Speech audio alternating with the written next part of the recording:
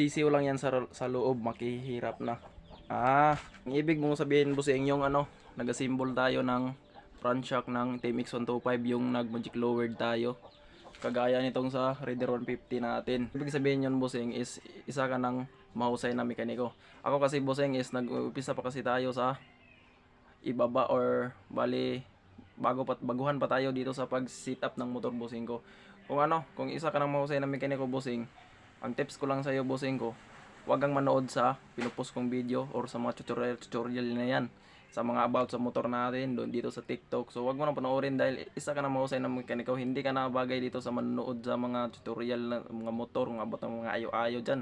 Ang panoorin mo yung mga chicks ba, yung mga nagsayaw-sayaw sila, yun yung angay mong tingnan doon sa TikTok. Wag mo nang panoorin yung mga video natin kasi nga is sisiw nga pala. Yung video na to mga bossing, ginagawa ko to para sa mga baguhan dyan or bagong mahilig sa mga motor dyan, para din meron silang idea or meron silang maka-inspired sila na sila na lang yung gumagawa sa motor nila.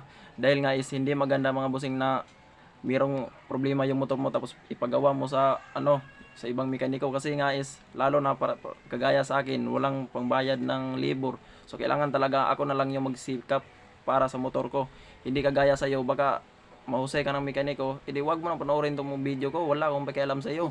Ibigay ko na lang to sa iyo. Meron akong turtle back dito, ibigay ko to lang sa iyo. And then itong CNC, sa iyo na lang to para tropa tayo.